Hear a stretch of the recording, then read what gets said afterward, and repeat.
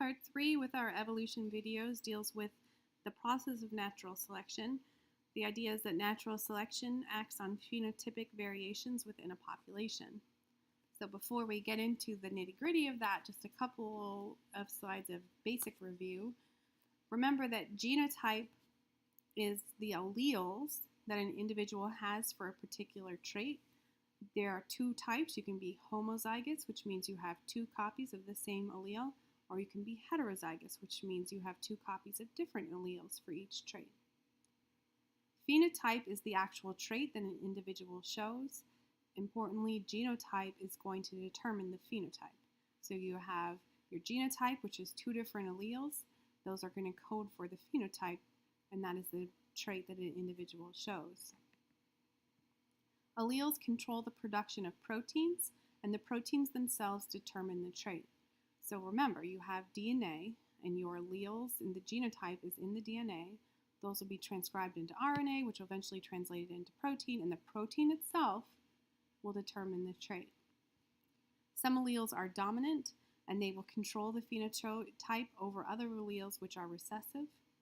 Eye color as an example, I hate using though. Remember, it's simplified. It's not this simple. There's actually a couple of different genes that determine eye color.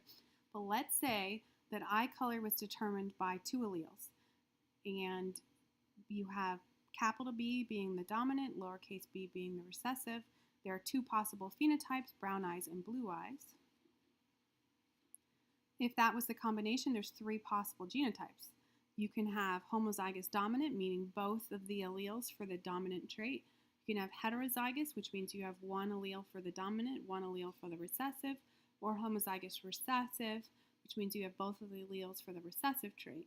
Those three possible genotypes can only lead to two possible phenotypes, brown eyes or blue eyes, keeping in mind that because brown eyes are dominant, heterozygous will have brown eyes.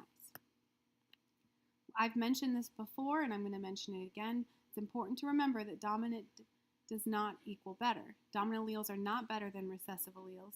They have nothing to do with fitness. They only refer to how they contribute to the expression of the phenotype. Different phenotypes will be more or less fit depending upon the requirements of the environment. And this is something that's interesting. You can have one phenotype that's suited for one particular environment and another phenotype that's suited for a different environment. And that's important to keep in mind. Fitness is the ability to contribute genes to the next generation or reproduction. The environment determines fitness, and this is an important idea. The environment determines fitness. Evolution will show that as much as possible, organisms will evolve to optimize their fitness, meaning the number of descendants they produce for future generations. So based on evolutionary theory, we'd expect organisms to evolve adaptations that would allow them to have more children, more grandchildren, great-grandchildren, etc. But remember that the environment determines fitness. So the classic example that supports this theory is that of the peppered moth in England. They can either be dark or light colored. Prior to the industrialization of central England, the light color allele was more prevalent. The light colored moths would be able to hide on white barked trees and avoid bird predation. But the pollution generated by the new industries stained the light colored trees dark. Gradually, the light colored moth was attacked and that allele became less prevalent. In its place, the dark colored allele became much more predominant because those moths carried the allele that could camouflage themselves on stained trees and avoid being eaten by predators. So again, we've seen this picture before, but you have an initial frequency distribution of a population where everything is equal. And then if you were to look over time, by the 10th generation, the frequency distribution has changed. And so you could think of this as with the peppered moth, that over time, the frequency of the allele for the dark moth would be more common than the frequency of the allele for the light moth. Another example is with pesticide resistance. So if we look at the first generation before pesticide application, you can see that you have one particular distribution of the alleles. You have the red insect is indicating one that is pesticide resistant and the white would be not. After one pesticide application, you can see that the white is largely wiped out but the red remains, then in later generations you're going to have a higher frequency of the red insect because that one has a gene for pesticide resistance.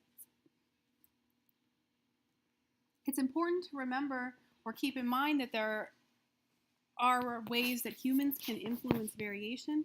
So humans are able to impact the variation in other organisms by controlling which individuals are allowed to reproduce, and we call this artificial selection. That's when reproductive success is determined by human requirements.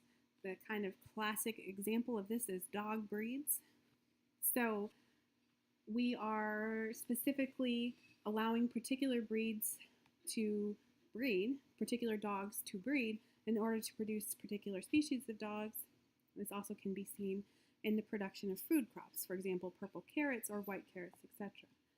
So this is all artificial selection where humans are influencing what is allowed to breed. And that ends part